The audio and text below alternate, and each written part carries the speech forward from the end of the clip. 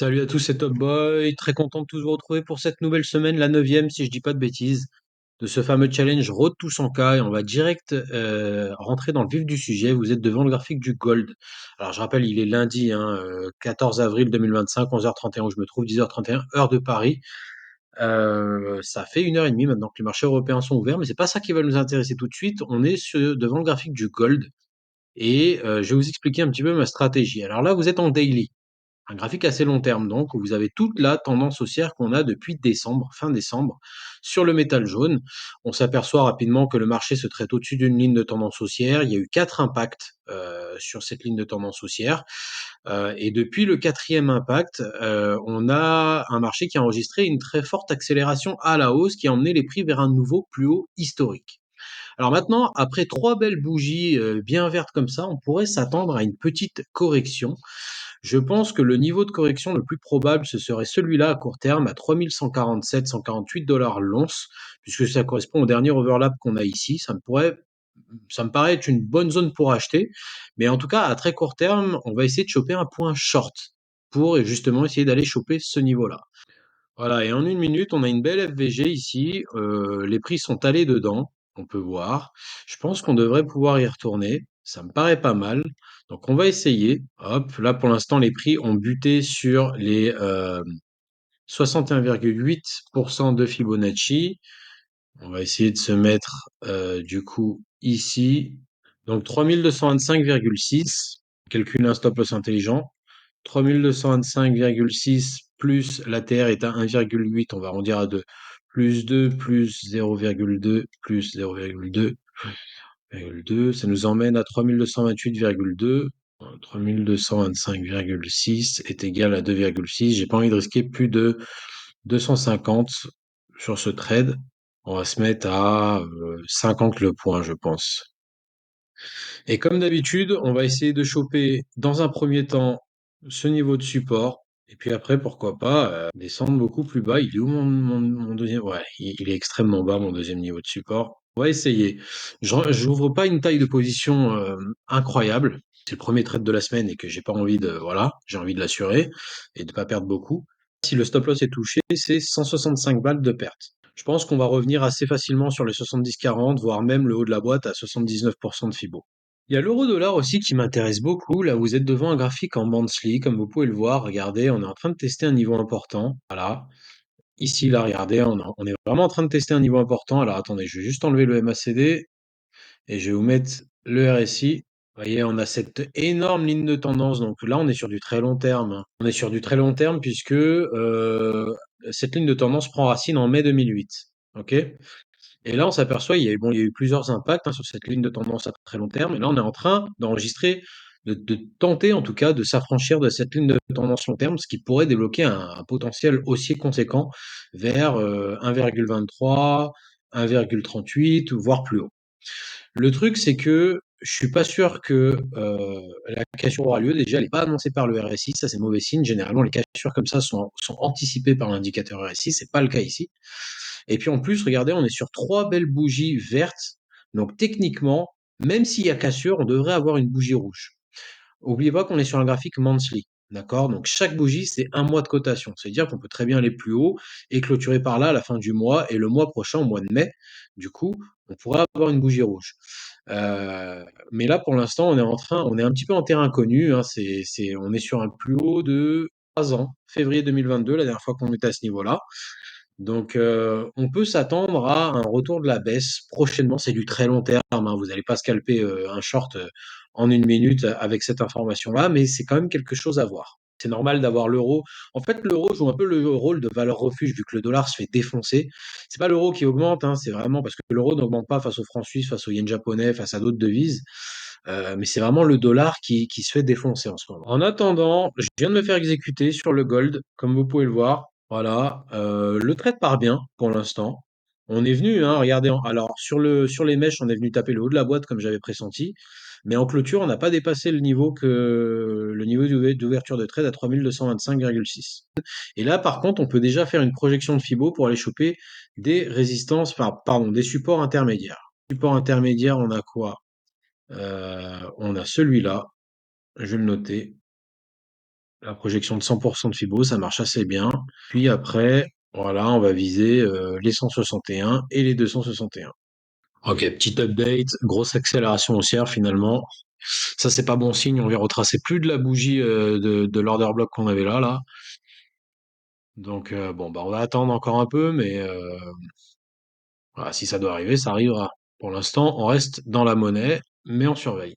Et les montagnes russes continuent, regardez, on a connu une belle jambe de baisse ici qui a invalidé toute la hausse qu'on avait juste avant, et là on repart à l'intérieur de la boîte. Donc ça c'est mauvais signe, mais j'aime pas la tournure que ça prend, donc on va peut-être devoir clôturer en perte ce trade finalement. Je vais pas attendre que le stop loss soit touché, hein. Voilà, 50 balles de perte, c'est pas grave. Wow. Eh ben regardez, comme j'ai eu raison de clôturer. Là on aurait touché mon stop loss. Et ça aurait pas été 50 balles, là ça aurait été 165 balles de perte. Bon, à présent, on a une deuxième zone, une deuxième FVG qui peut être sympa. Voilà.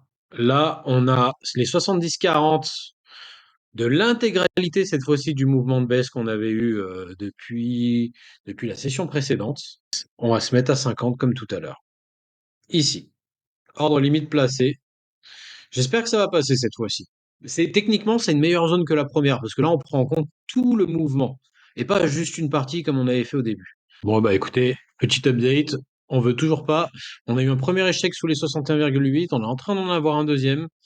Alors, ça y est, on est venu caresser mon prix d'entrée là sur la bougie actuelle, comme vous pouvez le voir. J'espère qu'on va y retourner. On y est venu en prix ask, en prix mid, mais pas en prix bid. Allez, ça serait bien qu'on y aille. Encore un tout petit peu, pas d'exécution. Pour l'instant, non. Bon, bah pas d'exécution, on dirait bien, malheureusement. Je serais dégoûté, mais bon, ça arrive. Ok, de retour devant notre ordre sur le gold, comme vous pouvez le voir, regardez, je suis extrêmement dégoûté. On est vraiment venu caresser le prix d'entrée. On y allait en prix ask, on y allait en prix mid, mais on n'y est pas allé en prix bid. J'avais besoin du prix bid vu que c'est un ordre short. Et derrière, bon bah la baisse que j'attendais, que je voulais.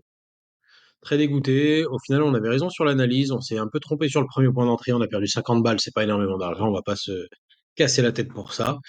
Mais dégoûté pour le manque à gagner ici. Je peux pas empêcher de regarder ce graphique du gold, hein. Regardez, là, on aurait atteint le premier objectif ici, deuxième objectif, et le troisième est juste ici. Vraiment, vraiment dégoûté. Mais bon, c'est pas grave.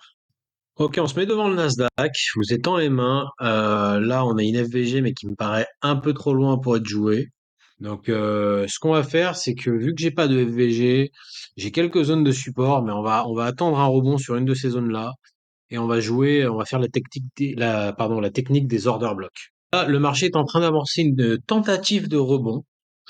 Je sais pas si on va l'accompagner. On va attendre voir comment cette bougie-là se termine. J'ai pas vraiment de bearish order block, de bullish order block, pardon. J'ai pas vraiment de choses comme ça, donc je vais rester en dehors.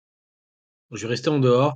Pourquoi je reste en dehors? Parce qu'on est dans une FVG, c'est vrai, mais on est dans une FVG au-dessus des 50% de Fibo, c'est déjà pas intéressant par nature. J'ai un autre support un peu plus bas, et qu'en plus, j'ai pas de bullish order block. Et d'ailleurs, vous voyez, pendant que j'ai parlé, ça se confirme, le marché a pas super envie de casser à la hausse. Ok, on y est, on est aux portes de la deuxième FVG, on rebondit sur les 70-40 actuellement. Enfin, rebondit. Est-ce qu'on peut vraiment appeler ça un rebond? Je sais pas.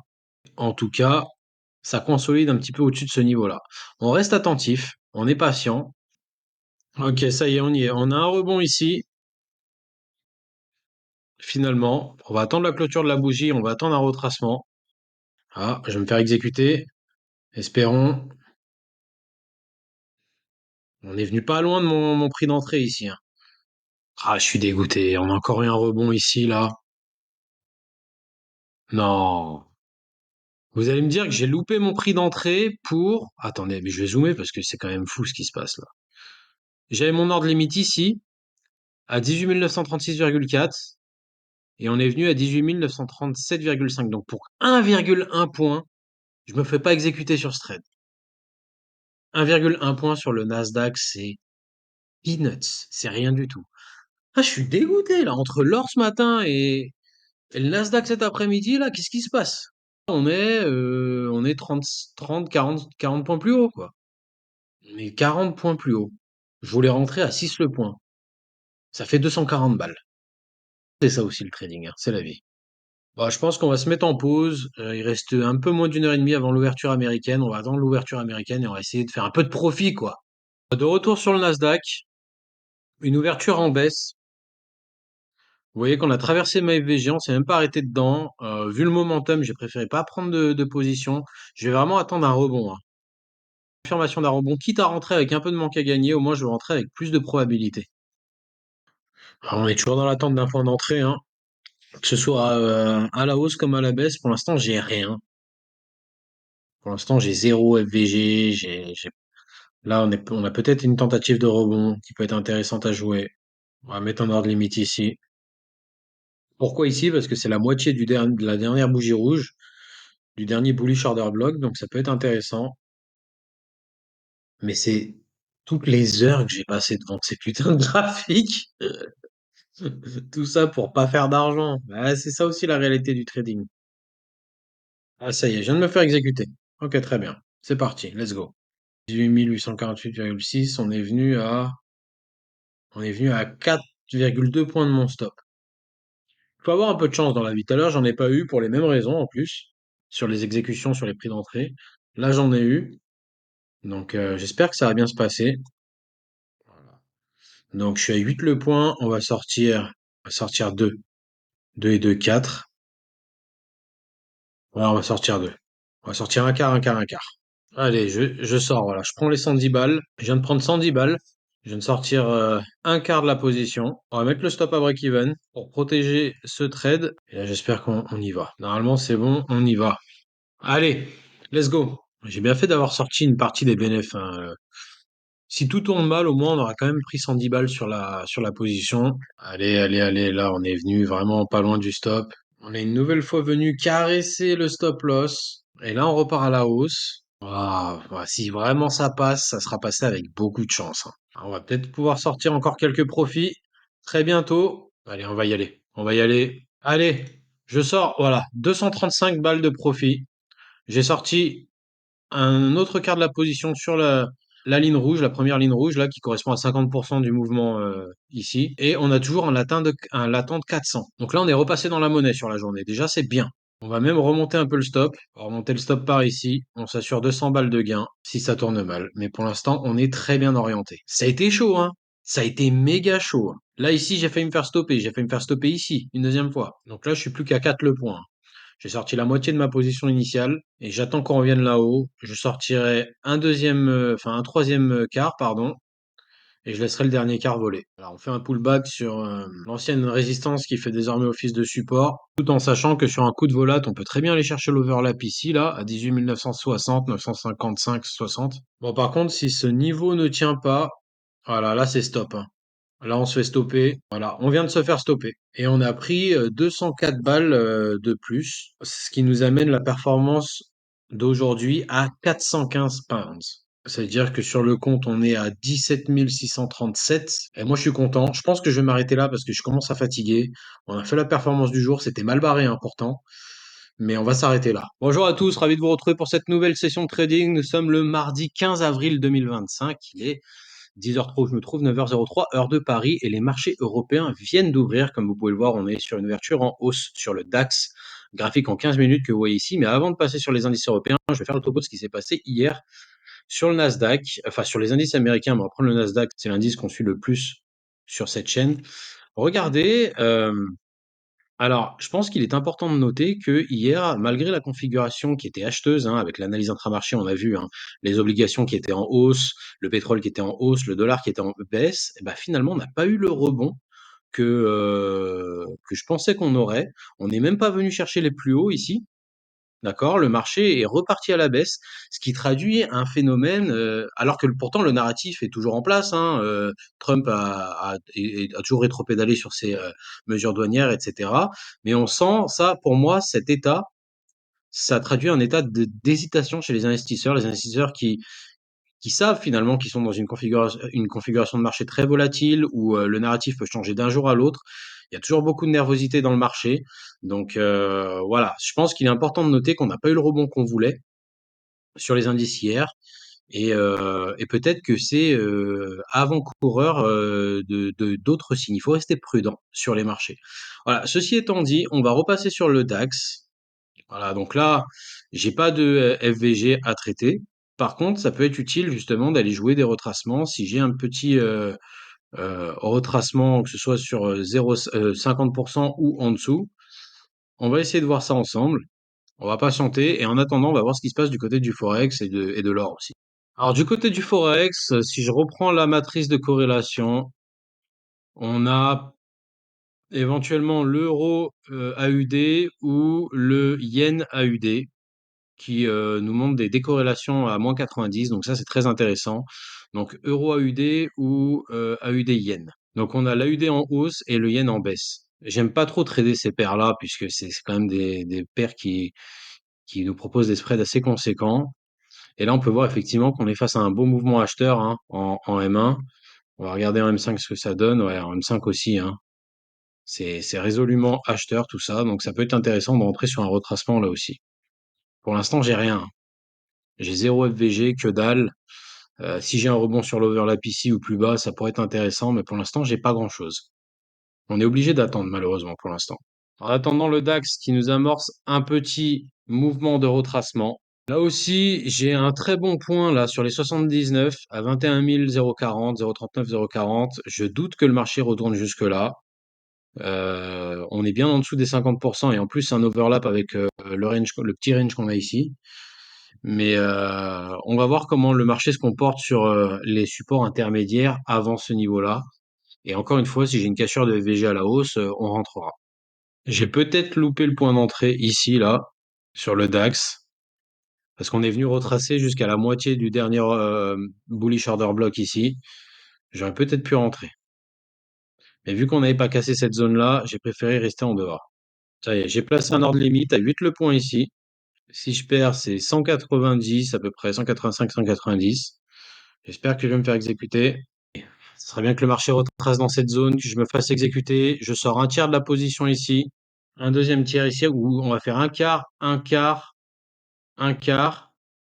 Et le dernier quart dans cette zone-là. Là. Espérons que je me fasse exécuter. Bon, on a déjà tapé le TP1, malheureusement, sans possibilité d'exécution. Voilà, putain, je suis dégoûté. Ça part à la hausse. Oh là là. Encore un train qui part sans moi. Ça m'énerve, mais ça me frustre, des trucs comme ça. J'aurais dû rentrer ici, en fait. Dégoûté. Bon, bah voilà, le DAX qui s'envole sans moi. Laissez tomber. C'est pas grave. Je suis dégoûté, putain.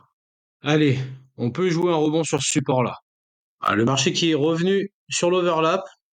Allez, dites-moi que je vais me faire exécuter. S'il vous plaît, dites-moi que je vais me faire exécuter. Ah, mais j'ai un ordre limite là, hein.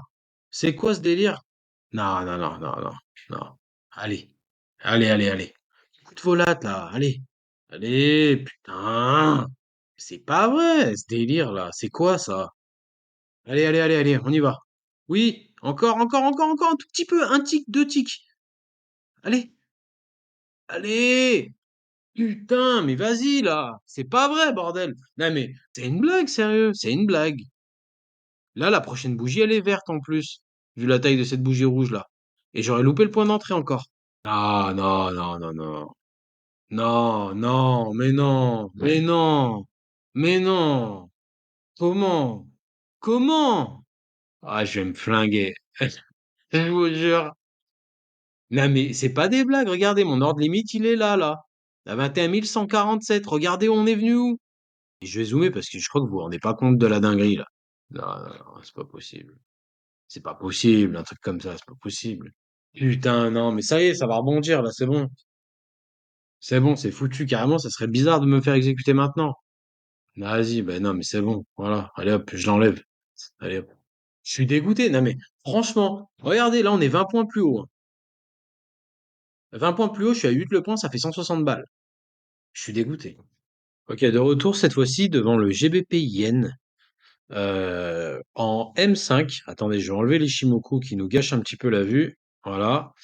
On est face à un mouvement de retracement. On a une belle FVG ici, en plein sur les 61,8 de Fibo. Ça peut être super intéressant. On va essayer de faire quelque chose. C'est à 18 894. On va calculer ensemble un stop loss intelligent. J'aime bien le GBP, JPY. C'est une paire qui bouge bien. 894, moins l'ATR à 13, on va arrondir à 14, moins 14, 1,4, 10%, 1,4, 20%, moins 1,4, 30%, 18 875,8. Le stop loss, on le met en rouge, tac. Et là, j'aimerais bien rentrer à 20 le point comme tout à l'heure. Quoique, non, attendez, on va faire 15. 20, c'est un peu beaucoup.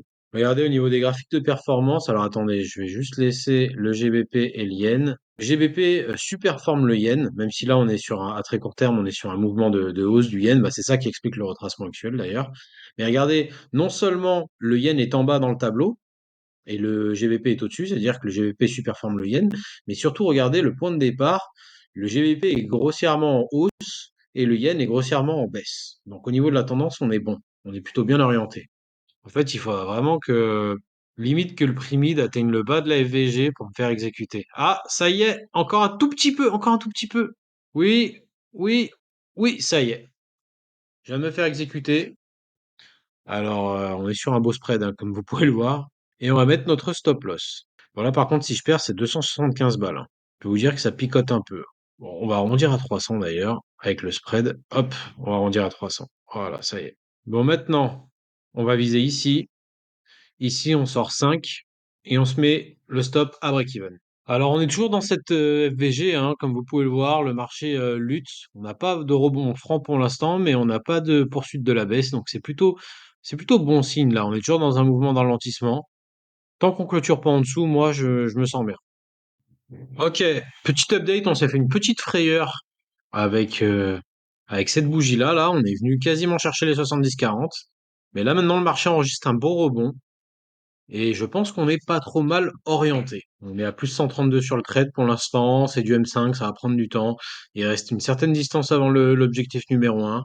Et pour l'instant, je suis plutôt rassuré de ce que je vois. Voilà, on a eu une petite consolidation ici. Là, le marché se remet à accélérer un petit peu à la hausse. On n'est plus très très loin de mon TP numéro 1. Il nous reste un quart du chemin. On a fait les trois quarts là, regardez, il nous reste un quart du chemin. J'ai hâte de sortir un peu de profit, sécuriser un peu de profit et surtout mettre le stop à break-even. Voilà, une fois qu'on en sera là, moi je vous le dis, hein, vous avez capté maintenant ma méthode de trading. Si le TP1 est touché, déjà c'est gagné pour moi. Déjà on fait de l'argent, on est bien et le trade est protégé. Donc après il peut se passer ce qui peut se passer. Ce sera de la frustration du manque à gagner, mais en attendant, déjà si on sécurise un peu de profit et qu'en plus on met le stop à BE, c'est nickel pour moi. Ok, ça y est, on accélère sur le TP numéro 1. Je vais sortir 5, comme prévu. On est aux 500 balles. Voilà, je sors maintenant 160 balles de profit. Et là, maintenant, on va remonter le stop à break-even et on sécurise tout ça. Ça aura pris du temps, mais je suis content. Petit update sur la position. Regardez, j'ai bien fait d'avoir lâché un tiers de la position ici, puisque depuis, le marché a consolidé. Un premier échec de casser le TP1, retracement. Deuxième échec de casser le TP1, retracement. Et là, on fait une troisième tentative. Voilà, donc en espérant qu'on aille rejoindre le TP2. Regardez, la position est toujours en cours et j'ai toujours mon latent de 330, plus ou moins, au contact de ce fameux TP1. On va rester attentif. En attendant, on va revenir un petit peu sur le DAX. On a une petite configuration intéressante. Voilà, on est dans un mouvement de retracement depuis l'ouverture des marchés qui a eu lieu ici ce matin. Et j'ai une très belle FVG en plein sur les 61,8% de Fibo. Encore un nouvel échec de s'affranchir du TP numéro 1. Décidément, c'était vraiment bien choisi comme résistance. Bon, on est toujours dans le range, hein. On va attendre, on n'a pas le choix. Le marché qui continue de tomber. On n'est plus très loin du stop, finalement. Je vais me faire stop. Voilà, ça y est, je viens de me faire stop. Ça fait quand même plusieurs heures que je trade aujourd'hui. Regardez, on n'est que à 40 balles de gain. Ok, le DAX qui rentre dans sa FVG. Ça y est, je viens de me faire exécuter sur le trade. Ok, on va placer le stop directement. On va pas chercher bien haut sur ce trade-là. Comme je l'ai dit, j'ai pas une conviction folle. Je pense qu'on a quelque chose de sympa par là. Là, c'est le premier. On aura peut-être un beau ici aussi. Enfin, les plus hauts ici. On va peut-être s'en garder un dernier pour la route. On va sortir par incrément de 1. Ça va vraiment être un petit trade, hein. Je vous le dis tout de suite, on va pas s'enrichir vraiment énormément avec ça. Et le quatrième est là-haut. Voilà, ça se confirme. Belle bougie verte. On est actuellement en dehors de la FVG. La bougie clôture dans 1 minute 30. Pourvu que ça reste comme ça, voire même que ça aille un peu plus haut. Ça y est, les amis, on se dirige vers la petite zone où je vais prendre une partie des bénéfices. On est à 260 balles sur la position. Je vais sortir un quart. Donc ça représente pas beaucoup, hein, ça représente 60-70 balles. Mais c'est toujours ça de prix. Allez, vas-y. Je prends les 70 balles. Je m'en fous, c'est toujours ça de prix.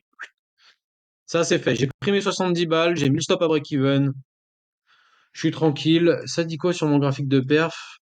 Ouais, on est à plus 111 au final. Pas grand-chose.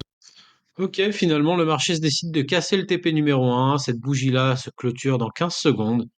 Il y a donc de grandes chances qu'on clôture au-dessus maintenant. Ça, c'est bon signe. Et on va aller chercher le TP numéro 2 où je sortirai un autre quart de la position. Je tiens à vous montrer un truc. Je sais plus si c'est dans la vidéo d'aujourd'hui ou d'hier, dans la session d'aujourd'hui ou d'hier, mais je parlais du caractère anticipateur de l'indicateur RSI. Rappelez, quand on a des lignes de tendance sur les prix et quand on a la même ligne de tendance sur le RSI, généralement, le RSI casse sa ligne de tendance avant. Il annonce la cassure à venir sur les prix. C'est exactement ce qui s'est passé ici. Regardez, là, on a cassé la ligne de tendance sur le marché avec la bougie qui vient de se faire, là, la dernière bougie verte qui vient de se faire. Une ligne de tendance reconnue, hein. 1, 2, 3, 4 points d'impact, plus le cinquième ici. Et là, on l'a cassé sur la dernière bougie, alors que sur le RSI, on l'avait cassé là. Donc sur cette bougie-là, en fait. Donc, vous voyez, c'est quelque chose qui ne ment pas. Et le DAX qui repart à la hausse.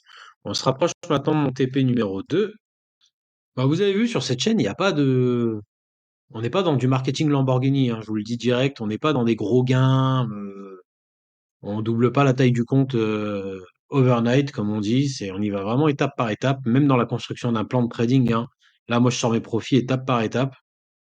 Euh, je fais pas du all-in, je joue pas la roulette russe. J'ai un objectif très ambitieux, hein, passer de 10 000 à 100 000, c'est pas. J'ai beau avoir de l'expérience, j'ai beau savoir un peu ce que je fais, c'est quand même très très très ambitieux ce que je fais, hein. C'est pour ça que d'ailleurs je me suis pas donné de limite de temps, hein. J'en ai conscience que c'est très ambitieux et en plus je fais ça sur YouTube, je peux pas me planter. Je peux pas cramer le compte. Enfin, c'est pas comme ça qu'on trade. Mon trader, il trade, c'est à la régularité qu'on le voit, qu'on le reconnaît.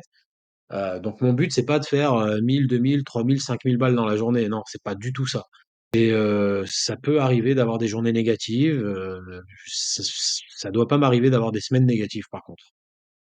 Ça peut arriver, mais on respecte toujours le money management. Toujours, toujours, toujours. Moi, je vous le dis, les gars, le money management, c'est la clé du truc. Ça, vous avez probablement déjà dû l'entendre à plein d'endroits, mais je vous le dis, je vous le répète, je pense pas que vous réalisez à quel point c'est très important, même avec une stratégie simple. Même si je faisais faire, si je donnais une pièce à un singe et que je lui faisais faire des piles ou face, pile j'achète, face je vends, et que je basais mes décisions boursières en fonction de ça, tant que j'ai un money management carré, je suis sûr que je ferai de l'argent. Quasi sûr que je ferai de l'argent. Voilà. C'est une affaire de risk-reward, c'est une affaire de taux de réussite par trade, c'est une affaire de beaucoup de choses. Ok, ça y est, on y est. Je sors mes 124 de profit. On y est. Voilà. Il nous reste plus que 2 unités sur ce trade. On a sorti la moitié du trade et regardez, je vais vous montrer le graphique de perf. On est à 234,5 balles de gain aujourd'hui. J'aimerais bien qu'on vienne chercher les plus hauts de la session. Alors là, je vous le dis direct, hein, dès qu'on arrive sur les plus hauts de la session, je sors le dernier quart et après je ferme les écrans. J'ai mon stop qui est placé. Je vais mettre un take profit. D'ailleurs, je vais le mettre tout de suite. Le take profit tout en haut là. Pas que j'oublie. Donc j'ai un trade qui ne peut se clôturer qu'en gain à partir de maintenant. Allez, allez, on n'est plus très loin. Allez, on n'est plus très loin. On peut y aller. On va encore sortir 200 balles là. Au final, ça aurait pas été une mauvaise journée, hein. Bah, je vais attendre de sortir ce dernier quart là avant de dire ça. Bah, dans tous les cas, c'est pas une mauvaise journée. C'est pas une journée extrêmement lucrative, mais c'est pas une mauvaise journée. C'est pas ce qu'on peut appeler une mauvaise journée. -2, -3, -4% sur la journée, c'est une mauvaise journée. Enfin, -2%, c'est une mauvaise journée. -4, -5, -6%, c'est une journée. Ouais, c'est une mauvaise journée. Catastrophique même. Là, c'est pas le cas. Ça y est, TP3 touché. On sort 208 balles de gain sur la position. On a sorti les trois quarts de la position. Ça fait plaisir. Regardez, je vous montre. Voilà, 208 balles. Très, très, très content. On a sorti les trois quarts, on va laisser un dernier runner aller chercher là-haut si on peut. Dans le pire des cas, j'ai quand même, d'ailleurs, je vais arrondir mon stop loss à 100 balles, histoire de s'assurer encore 100 balles de gain sur la position. Mais je suis très très content finalement. Je me plaignais tout à l'heure, j'étais frustré. Regardez le graphique de perf. On a tapé nos 400 balles de gain aujourd'hui. Ça, c'est une bonne journée. Là, je suis content. Ça fait plaisir. Donc, la patience paie. Voilà. Ne vous précipitez pas. Vous voyez, ça, il faut que ça soit une leçon. Cette journée de trading ça va certainement être une journée très longue, une vidéo très longue parce qu'on n'est que mardi et j'ai déjà beaucoup de choses d'enregistrer. Bref, j'ai beaucoup galéré pendant 5 6 heures. Et au final, regardez, en étant patient, en faisant les bons choix, même après des heures d'attente, je me suis pas rushé à rentrer par ennui sur les marchés. J'ai vraiment attendu des points d'entrée, etc. Bah voilà, la performance est au rendez-vous. Donc écoutez, je vais fermer les écrans pour aujourd'hui. Je vais laisser la position rouler. Là, on est à mi-chemin, qui est presque de mon TP numéro 4, qui est un TP extra, hein. Moi, j'ai fait la perf hein, sur le DAX, hein. Honnêtement, regardez, 70 plus 123, donc on est déjà à 190, plus 208, voilà, donc 390, non, c'est très très bien. Très très bien. Voilà. Donc on est content. Je vous retrouve demain et je vous débrieferai comment ça s'est passé sur cette position, mais dans tous les cas, même si le stop loss est touché, ce sera plus 100 balles encore. Donc on peut dire que c'est une journée à minimum 500 balles. Très très très content. Bonjour à tous, ici Top Boy. Encore une fois, très content de vous retrouver pour cette nouvelle session de trading. Nous sommes le mercredi 16 avril 2025. Et encore une fois, on va se faire un rapide débrief de ce que je pense de la situation des marchés. Déjà, il y a quelque chose sur lequel je voudrais revenir. Je vais pas vous montrer tous les graphiques à chaque fois, mais quoi que si, allez, on va le faire. Au niveau des marchés obligataires, alors là, on est en hausse hein, sur la journée en Europe, hein, sur le Bund. Mais c'était vraiment, moi, je voulais faire référence à ce que j'ai dit dans ma dernière vidéo où j'avais dit que justement, je sentais que ça allait puer peut-être sur les marchés malgré le changement de narratif, hein. On n'aurait peut-être pas le rebond escompté sur les marchés indices et qu'il fallait surveiller les taux à 10 ans. Écoutez, la situation est un peu différente. Je m'explique. Au niveau des taux à 10 ans, regardez, je vous mets un graphique un peu plus long terme. Depuis le spike qu'on a eu ici, là, à 4,57, on est en baisse hein, sur les rendements à 10 ans, les rendements des obligations à 10 ans aux États-Unis. Donc, c'est censé soulager un peu de pression sur les marchés. Ça veut dire qu'en fait, si les rendements, rappelez-vous, si les rendements descendent, c'est que l'obligation monte. Et là, on est face à un marché qui a des rendements qui descendent, donc des obligations qui montent légèrement. C'est censé être bon. Pour les marchés indices, on a la même chose en Europe, comme je le disais juste avant. On a des obligations européennes qui sont en hausse. Légère hausse, là on se stabilise même depuis cette semaine, donc on a moins d'instabilité. J'avais dit hein, dans ma dernière vidéo, faites attention, si l'instabilité augmente sur les marchés obligataires, il faudra s'attendre à une baisse, enfin vraiment même au début de possiblement d'un crack sur les marchés indiciels. C'est pas du tout ce qu'on observe finalement. On a un retour de la stabilité pour l'instant sur les marchés obligataires, donc ça c'est plutôt bon. Simplement, regardez le comportement des indices. Donc là, vous êtes devant le Nasdaq. On va se remettre, alors j'ai mis graphique 1 heure, on va se mettre en graphique 4 heures, et là, on est face à un retour de la stabilité encore une fois. Mais, regardez un petit peu ce qui se passe.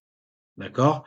Là, on a l'ouverture de lundi et le marché est en baisse sur la semaine. Ça, c'est l'évolution du marché cette semaine. Et on est en baisse. D'accord? Donc, c'est-à-dire qu'en fait, on est bien loin de l'euphorie qu'on avait ici sur cette bougie-là. Rappelez-vous, hein, euphorie sur cette bougie-là, retracement sur le support ici, belle overlap, magnifique. Et là, on repartait à la hausse. En plus, tout était fait pour nous faire croire qu'on allait chercher les plus hauts ici, voire même ici, avec ce beau gap qu'on avait.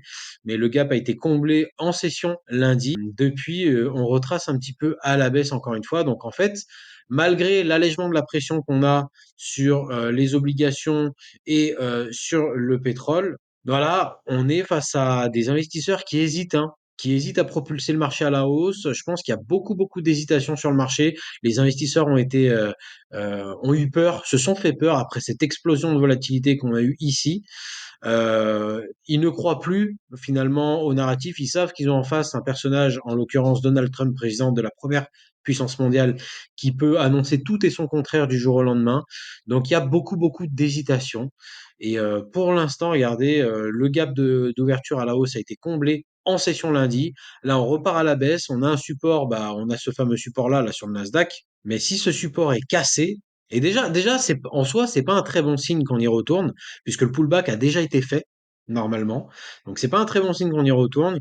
Mais si en plus on le casse, là, ça va commencer à sentir très mauvais et je pense on aura un retour de la baisse, hein. Finalement, on aura des effets sur les marchés obligataires. On verra ça ensemble. En tout cas, c'est important de noter ce comportement baissier qu'on a cette semaine. Voilà. On va se mettre sur le DAX. Le DAX qui vient d'ouvrir pendant que je parlais. Ah, voilà, c'est ça aussi que je voulais débriefer. Rappelez-vous, hier, j'avais toujours bon, ça c'est la bougie d'ouverture. Hier, j'avais toujours une position voilà, donc voilà, ça c'est le mouvement aussi que j'ai géré. On a tapé mon TP3 ici, qui est toujours visible. Et juste après, on a eu l'annonce de l'Union européenne qui dit que ils allaient conserver les taxes douanières à l'import sur les biens américains, etc. Ça a fait dropper, flash crash sur les indices ici, et je me suis fait stopper sur cette bougie-là. Ce qui est dommage, hein, puisque, enfin dommage oui et non, parce que derrière le marché s'est repris, mais on n'a pas tapé mon TP numéro 4 de toute façon. Et regardez, après le marché. Donc le marché a consolidé ici et le marché a fortement décoté et on a terminé en baisse sur la journée. Rappelez-vous, moi j'avais acheté ici ma position initiale et au final on a fini beaucoup plus bas. Voilà. C'est dans ce contexte, on est dans un contexte un peu particulier sur les indices aujourd'hui puisque je l'ai dit, on est dans un il y a beaucoup d'hésitations. Je pense que ce qui va driver un petit peu l'appétit sur le risque, c'est les publications de résultats en Europe comme aux États-Unis. On a pas mal de bancaires qui publient leurs résultats aux États-Unis cette semaine, mais c'est surtout la semaine prochaine où ça va et la semaine d'après où ça va être un peu hardcore. Bref, donc là, je suis plutôt tenté d'aller chercher des points d'entrée à la baisse. Éventuellement, là, on peut essayer de passer un peu short. Voilà, là, je vais passer short à 3 le point. Voilà, je passe short ici. Là, on a une belle FVG. Alors, on va calculer. Je suis rentré à 3 le point sur cette position. Peut-être un peu précipitamment, parce qu'on c'est vrai on s'était pas affranchi de la FVG ici. C'est vrai que j'aurais dû attendre qu'on casse la FVG là. Je suis rentré un peu vite, j'étais en train de vous parler, j'ai pas bien vu, j'ai fait une petite erreur. Mais bon, je suis rentré avec une petite position, donc ça va, la volatilité est pas non plus extrêmement folle. Alors oui, je suis rentré un peu tôt. Normalement, je rentre une fois que la FVG est cassée. Sur la dernière bougie haussière, ah bah voilà, bah ça marche super bien. Regardez, donc j'ai montré les exemples. Nickel. Voilà. Mais en gros, j'ai deux techniques. Le trading ICT, il y a il y a quatre techniques. Il me semble, moi j'en utilise majoritairement deux. La première, c'est les FVG. Les FVG laissés par les trous de liquidité ici, là, comme c'est exactement ce que j'ai géré ici. Et la deuxième, c'est les FVG laissés par les bullish order, enfin les bullish ou les bearish order blocks. Donc c'est la technique des order blocks, on peut dire. Et là, pour le coup, j'ai combiné les deux parce que j'ai une FVG ici. Et quand je suis allé à plus court terme en M1, j'ai fait l'order block ici. Voilà. Mais j'aurais pu rester sur du M5. C'est un peu ce que j'ai fait déjà hier sur le DAX, hein. Allez, on y est, je sors. Je sors les 44 balles. Ça y est, j'ai sorti une partie de la position. On va mettre le stop à break-even maintenant. J'ai eu un peu de chance, hein, sur ce trade parce que je suis pas rentré exactement sur signal, mais il faut un peu de chance dans la vie. Ok, le marché nous a fait un petit pullback sur l'ancien support qui devient une résistance et se dirige en direction du TP numéro 2. Ça se passe bien. Ok, ça y est, on est venu caresser le point d'entrée, le stop loss numéro 2. Donc je vais sortir 97, encore une fois, je suis sorti un petit peu au-dessus parce que le marché a un peu rebondi.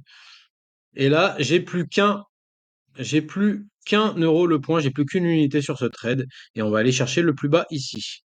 Bon, le marché a rebondi ici sur le TP numéro 2. On est en train de faire un pullback et je pense que je vais abaisser mon stop tout doucement, pas de beaucoup, hein, mais je vais l'abaisser encore un peu par ici. Ok, le marché se dirige, on n'est plus très loin du TP numéro 3. On est revenu caresser. Ah, allez, est-ce qu'on va y aller? Allez, allez, allez, allez, allez, pousse, pousse, pousse. Là, on est à quelques points. On est vraiment à 5 points. Je suis à 1 le point, ça fait 5 balles. Allez, on va sortir. Ouais, je sors. 149. Voilà, je viens de sortir. J'ai laissé 3 points au marché. Très content. Regardez mon graphique de perf parabolique à plus de 187. Sur un trade qui. J'ai eu un peu de chance sur le point d'entrée parce que normalement j'aurais dû rentrer ici. Bon, en fait, j'aurais dû rentrer au même niveau, mais j'aurais dû attendre la confirmation de la cassure de la FVG. Donc je suis rentré un peu en avance, mais ça m'a pas fait rentrer plus haut au final. Et tout ça parce que techniquement, on a fait une ouverture en hausse, mais on était en M5, regardez, rappelez-vous, on a tapé la FVG là, et l'analyse intramarché disait qu'on n'était pas risk-on, on était risk-off. Vous voyez comme c'est important de pas se focus sur le DAX, l'euro-dollar, le Dow Jones, le Nasdaq. Regardez ce qu'il y a sur les autres marchés. N'oubliez pas la triptyque. Obligations, pétrole, monnaie. Je vous remets mon fameux tableau magique. OK? Ça, c'est toutes les configurations. Vous avez les obligations, la devise, le pétrole. Et là, c'est savoir si c'est risk-on ou risk-off. Parmi toutes ces configurations, il n'y en a que deux qui nous intéressent. Celle-là, où c'est très risk-on, et celle-là où c'est très risk-off. C'est très risk-on quand? Quand on a les obliges en hausse, la monnaie en baisse, le pétrole en hausse. C'est très risk-off quand? Quand on a les obliges en baisse, l'euro en hausse et le pétrole en baisse. Voilà, c'est tout. Tout le reste, c'est du semi-risk-on, semi-risk-off. C'est grâce à ça que j'ai fait de l'argent ce matin. C'est pas du doigt mouillé, comme j'aime bien dire. Bonjour à tous, ici Top Boy. Content de vous retrouver encore une fois pour cette nouvelle session de trading. Nous sommes le jeudi 17 mars 2025. Il est 8h57 heure de Paris. Nous sommes donc à 2 minutes 30 maintenant de l'ouverture des marchés en Europe. Donc là, regardez, on est sur le DAX à 21 420, plus ou moins, 420, 425. Le décor n'est pas fondamentalement risk-on, il n'est pas fondamentalement risk-off. Donc là, ça risque d'être très technique aujourd'hui. On va peut-être essayer de jouer un retracement dans cette FVG de la bougie d'ouverture. Allez, on essaye. On essaye. On essaye de rentrer là. Alors, on est rentré ici, hein, sur la FVG laissée par la dernière bougie rouge ici. Euh, on va calculer quand même un stop, hein. Ça sent pas bon du tout, je pense qu'on va sortir. On va prendre les 40 balles de perte là. Allez, hop. Voilà, 37 balles de perte. Je préfère les prendre. Je sens que ça peut aller plus bas. Voilà, bah regardez. Alors là, si on casse, si on valide la cassure de cette zone-là, là, je vais mettre un ordre limite 4 le point cette fois-ci. J'ai été exécuté, hein, comme vous pouvez le voir, pendant que je calculais mon stop, 21 325,7. Encore une fois, j'ai pas beaucoup de conviction sur ce trade. Regardez, on repart à la baisse. Les acheteurs qui défendent, hein, en tout cas qui essaient de défendre cette zone pour l'instant. Voilà, le marché qui s'excite à la hausse. On va sortir d'eux bientôt si ça continue. Bon, ça sent vraiment pas bon. Cette histoire sur le DAX, là, j'aime pas ça. Si on fait un nouveau plus bas en dessous du dernier plus bas, là, regardez, là, on a un plus bas ici. Le bottom est plus haut. Ce bottom est plus haut. Ce bottom, s'il reste là, si ça rebondit, ok. Mais si on clôture plus bas que ce niveau-là, je sortirai, j'attendrai pas que le stop soit touché. Ouais, j'aime pas ça. Allez, hop, on va se manger un stop.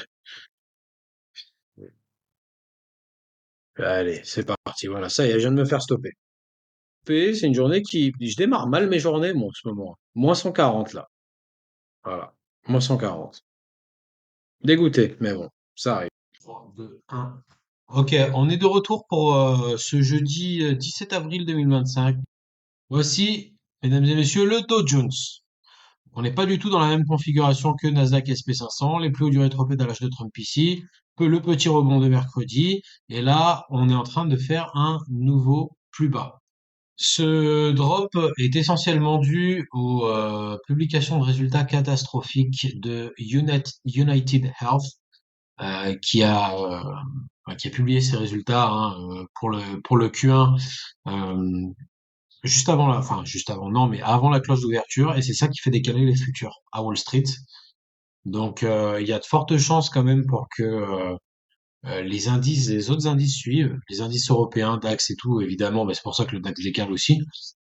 Mais on est déjà dans un contexte global, un contexte macro extrêmement incertain, que ça soit au niveau géopolitique, que ça soit au niveau commercial avec ce que Trump fait, que ça soit au niveau monétaire, puisque je rappelle encore une fois, les décisions de Donald Trump ont un effet extrêmement inflationniste sur l'économie et ça vient parasiter un peu la politique monétaire que Jerome Powell essayait de mettre en place. Jerome Powell qui maintenant se retrouve un petit peu plus embêté pour réduire les taux. Euh, et en plus, on a de l'incertitude maintenant au niveau si on n'a même pas, si le marché n'a même pas les publications de résultats pour venir soutenir un peu l'appétit des investisseurs, là, ça commence à sentir très mauvais. Voilà. Je vous le dis, c'est ce qu'on sentait arriver. Alors, voilà, moi, le truc qui me fait un petit peu peur, finalement, dans tout ça, c'est que le décor est presque trop parfait là, pour la baisse. C'est-à-dire que les voyants sont tellement tous au rouge et tellement tout le monde le voit dans la sphère retail, dans la sphère des particuliers, c'est tellement partout que je me méfie. Tout le monde parle de la baisse. Là, regardez, vous voyez la théorie que je disais, je sais plus si je le disais en fin de semaine dernière dans la vidéo de dimanche ou si je le disais au début de la session, au début de cette semaine sur la session de lundi. Mais je disais, ouais, même si le narratif a changé, je suis pas sûr, il y a beaucoup d'hésitation dans le marché, je suis même pas sûr qu'on aille bien plus. Euh, Au final, on va pas bien plus haut, mais là maintenant je le vois partout. Je le vois dans les journaux, je le vois dans les médias, Bloomberg, ce que vous voulez, machin. Je le vois sur Twitter. Tous les analystes en parlent. Tout le monde a la même anticipation, à savoir que on est en haut d'un rebond et que maintenant ça va repartir à la baisse. Et moi, quand une information est trop partagée comme ça, quand il y a un seul point de vue qui est trop partagé comme ça, j'ai tendance à me méfier. C'est-à-dire que concrètement, je vous dis, hein, oui, tous les voyants sont au rouge, je viens de le dire. Monnaie au niveau de la politique monétaire, au niveau de l'économie, au niveau de la géopolitique, au niveau des résultats d'entreprise aussi, comme on commence à le voir. Tout est dans le rouge. Tous les signaux nous disent qu'il faut shorter le marché. Et moi, j'ai tendance à penser que les institutionnels, ceux qui font bouger les marchés, sont toujours là où les retail ne les attendent pas. Donc c'est ça qui me fait un peu peur. Est-ce que on va se manger un petit mouvement de manipulation? Prudence, les amis, prudence. Alors vous qui voyez cette vidéo dimanche, vous en savez certainement plus que moi à ce moment-là, au moment où je parle. Mais voilà la question que je me pose à l'heure actuelle. Et puis honnêtement, vous savez que j'aime bien regarder l'analyse intramarché pour savoir s'il faut acheter ou vendre. Là, moi, alors regardez, le dollar est stable hein, depuis aujourd'hui. On est même en légère baisse là depuis ce matin. On reste en sous-performance par rapport aux autres devises majeures. L'euro est en train de baisser là sur les derniers échanges, mais c'est pas fou. Voilà, il n'y a pas de spike. Et puis on a le pétrole en légère hausse de plus 0,5%. Donc ça aussi, c'est pas alarmant. D'accord? On est normalement un marché qui s'attend à une chute du commerce mondial, c'est pas ce genre de performance qu'il affiche. Et surtout, regardez, les rendements à 10 ans aux États-Unis sont à 4,3, 4,31, on va dire, on va arrondir. D'accord? C'est pas fou, hein. Je rappelle qu'on était à 4,50, hein. On a clôturé à 4,50% vendredi dernier, hein. Donc, regardez, je vais prendre un peu de distance. En 5 minutes, depuis le début de la semaine, les rendements à 10 ans baissent et baissent de manière progressive. On n'est plus sur l'instabilité qu'on avait la semaine dernière. Ça, c'est plutôt bon signe en fait, hein. C'est plutôt bon signe. De voir les rendements à 10 ans descendre, c'est bon signe, mais de les voir descendre avec stabilité, c'est vraiment bon signe. Donc, shorter le marché dans un environnement où tout le monde s'attend à la même chose, tous les retail en tout cas s'attendent à la même chose, où le pétrole est en légère augmentation, le pétrole est stable. On va regarder le graphique du pétrole ensemble. Regardez le pétrole. Le pétrole, donc là on a le drop, hein, comme on a eu sur les indices, on est en graphique daily là. On va se remettre peut-être en 4 heures ou en 1 heure. En 4 heures. En 4 heures, lui, le pétrole, il a reconquis ses plus hauts hein, du rétropédalage de Trump, hein, franchement. Et là, on a un price action qui est pas dégueu. Hein. Regardez. Hop, ici, zone support défendue par les acheteurs. Drop, défendu par les acheteurs. On repart à la baisse, on est redéfendu par les acheteurs. Là, cette multitude de bottom là, on sent que c'est défendu par les acheteurs. Je dis pas que ça va pas tanker, évidemment, mais c'est plutôt rassurant ça aussi. Hein. Donc moi je disais, shorter le marché indice, les marchés indices, hein, je parle. Shorter les marchés indices dans un monde où le dollar reste faible, le pétrole s'est bien stabilisé, et on est limite, on peut limite parler d'épaule tête épaule là, hein. Parce que regardez, on a une neckline ici comme ça, on a une épaule ici, une tête ici, et peut-être une deuxième épaule par ici, voilà. Je dis pas que ça va forcément arriver, hein. Mais shorter les marchés indices américains dans un monde où le contexte est largement, le contexte défavorable est largement diffusé maintenant chez les particuliers, ça veut dire qu'il a largement été pricé par les investisseurs. Dans un monde où le pétrole se stabilise, dans un monde où le dollar descend et où les obligations remontent, je suis pas complètement serein, franchement. Et là, plus je vous en parle, plus j'ai envie de, plus j'ai envie d'essayer d'aller choper des points bas sur les indices pour me remettre long. Vous voyez, vous voyez un peu comme c'est important de se poser des questions. Là, regardez, on est sur le graphique du Nasdaq, par exemple. Ça va être une vidéo tellement longue, je le sens. Mais je suis obligé, je suis obligé. Je peux pas faire autrement. Je vous disais, c'est important de changer son avis. J'avais un biais, j'étais limite très alarmiste sur ma dernière vidéo que j'ai tournée le dimanche dernier parce que ça puait, c'était vraiment instable, etc. Là, faut reconnaître que bah, je m'accroche pas à mes biais, hein. Je trade avec le marché que j'ai et cette semaine, le marché que j'ai, c'est un retour de la stabilité sur les marchés obligataires, synonyme que la Fed peut continuer, une stabilisation pardon des marchés pétroliers. Euh, Pareil au niveau du dollar, de l'euro. En tout cas, ce que j'essaie de vous dire là, c'est que si les marchés repartaient à la hausse, ça me surprendrait pas tant que ça, vu ce qui se passe sur les autres classes d'actifs. Voilà, c'est ça le mot de la fin. Ça me surprendrait pas tant que ça. Merci à tous d'avoir suivi cette vidéo. C'est maintenant la fin. Alors, je vais rapidement dire un petit dernier mot pour conclure. Je suis désolé pour la longueur de cette vidéo, mais malheureusement, j'ai même pas pu vous montrer tous les trades que j'ai fait cette semaine. J'en ai passé un paquet. Je suis quand même assez content de comment on finit. Je vais vous montrer tout de suite le rapport de résultats. Comme vous pouvez voir, on termine la semaine avec plus de 1050 pounds de gains. Donc ça fait extrêmement plaisir, mais quand même j'ai envie de nuancer ce résultat avec les pertes que j'ai connues sur la fin de la semaine. Comme vous pouvez voir là, on a une belle courbe rouge ici. Ça c'est 2 journées de pertes, jeudi et vendredi. Malheureusement, puisque mercredi soir j'étais à 1747,9, donc quasiment à 1750 balles de gains. J'aurais aimé clôturer la semaine comme ça aurait vraiment été une performance incroyable. Ça aurait pas été la performance record de la chaîne, mais quand même, ça aurait été la deuxième performance record, on va dire, la deuxième meilleure performance. Ça n'a pas été le cas. J'aime pas la manière dont j'ai fini la semaine, mais on va pas non plus bouder notre plaisir. On fait une semaine à plus de 1000 balles de gains et ça, c'est une très très belle performance. Regardez où j'en suis sur le compte. Je suis actuellement au-dessus des 18 000 pounds, à 18 214,31 exactement, ce qui nous emmène au-dessus finalement de l'objectif mensuel. Rappelez-vous, j'avais dit que fin avril, j'aimerais bien terminer, j'aurais bien aimé terminer au-dessus des 18 000. C'est chose faite. Il nous reste une semaine de trading sur le mois d'avril. On va se donner un nouvel objectif. J'aimerais bien finir au-dessus des 19 000 la semaine prochaine, donc réitérer la performance de 1000 pounds sur la semaine prochaine, voire même, pourquoi pas, 19 500, voire même 20 000. Ah, ça me ferait super plaisir de finir le mois d'avril à 20 000 et de commencer le mois de mai à 20 000. Ça nous amènera à 100% de profit depuis l'épisode 1, depuis le moment où j'ai commencé ce fameux challenge Road to 100K avec vous. Donc vraiment, ça me ferait super plaisir. On est ambitieux sur cette chaîne. On va voir ce qu'on peut faire la semaine prochaine. Mais d'ailleurs, justement, un petit mot. Regardez, la semaine prochaine, alors évidemment, on a quelques statistiques économiques, mais on a surtout des publications. Mais on a surtout des publications de résultats. Je vous montre ça tout de suite.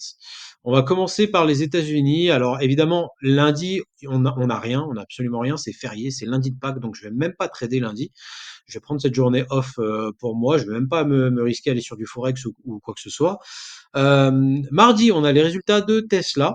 D'accord. Mercredi, on a AT&T, Boeing, CME. Rien d'autre.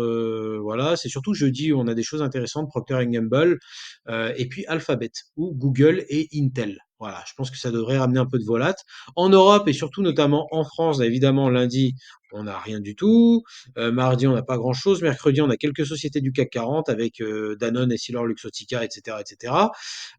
Et puis jeudi, c'est la journée de tous les dangers, hein, puisqu'on a Accor Hotel, Air Liquide, AXA, BNP Paribas, Bureau Veritas, Carrefour, Danone, Dassault Systèmes, Engie, Eurofins Scientifique, Kering pour le secteur du luxe que je vais suivre avec attention, Michelin, Orange, Renault, Saint-Gobain, Sanofi, ST Microelectronics, Thales, Unibail Rodamco, Veolia et Vinci, voilà. En plus de ça, c'est couplé avec des annonces économiques aux États-Unis. De mémoire, je crois qu'on a les inscriptions hebdomadaires au chômage et les commandes de biens durables. J'aime bien suivre cette statistique. Donc, à mon avis, jeudi devrait être une journée assez volatile. Enfin, pour finir, je vais vous donner mon sentiment sur comment je pense que ça va se faire cette semaine. Alors, je l'avais dit dans ma dernière vidéo, j'étais assez alarmiste. Cette semaine, honnêtement, quand je vois le comportement des marchés obligataires qui se stabilisent à la hausse, quand je vois le pétrole, j'en parlais dans cette vidéo que vous venez de voir là justement, et là le pétrole est en train de faire un nouveau plus haut par rapport à sa consolidation, ce qui semble en tout cas valider une structure en épaule tête épaule inversée, qui du coup débloque un nouveau potentiel haussier vers 65,45, 67 dollars, voire même autour des 68 dollars 50. Si le pétrole continue à grimper et que les marchés obligataires, en tout cas aux États-Unis, continuent de se stabiliser à la hausse, alors là, je continuerai à choper des points longs sur les indices. Et d'ailleurs, et je vais finir là-dessus, on va revenir sur ce que vous avez pu voir dans cette vidéo d'aujourd'hui, le call que j'ai fait sur le Nasdaq. Je vais reprendre le graphique du Nasdaq. Alors, le Nasdaq, rappelez-vous, je disais un petit peu plus tôt dans la vidéo que je m'attendais à ce qu'on aille chercher des points bas pour ensuite repartir à la hausse. Et c'est exactement ce qui s'est fait. Ça, vous pouvez le vérifier sur mon Twitter. Je l'avais tweeté en temps réel. D'accord? Avant que ce move ne se fasse, j'avais donné cette fameuse zone des 18 150 points en plein dans la FVG, en plein sur le retracement des 70,4% de Fibonacci. Je l'avais balancé en avance sur Twitter. Et j'avais dit que justement, il y avait moyen qu'on revienne chercher la liquidité ici dans la FVG et que ce niveau des 18 150 points pourrait constituer un excellent support à court terme. C'est chose faite, le marché y est allé et a rebondi direct. Alors malheureusement pour moi, j'étais plus devant les écrans au moment où ça s'est fait. Ce qui est extrêmement dommage puisque ça s'est passé jeudi et jeudi, j'ai enregistré une journée de perte. Si j'avais été devant les écrans et que j'avais pu prendre ce call, non seulement j'aurais ravalé toutes les pertes, mais en plus j'aurais terminé la journée en positif puisque le marché a rebondi de 300, 400 points derrière. Donc ça m'aurait fait, j'aurais bien aimé me mettre à 6 le point, ça m'aurait fait plus de 1000 balles de profit. Malheureusement, j'ai pas pu prendre ce call.